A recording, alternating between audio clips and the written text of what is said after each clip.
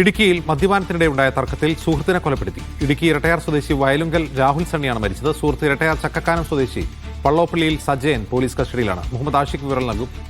ആഷിഖ്, ഇത് എപ്പോഴാണ് സംഭവം? എന്താണ് വിശദാംശം?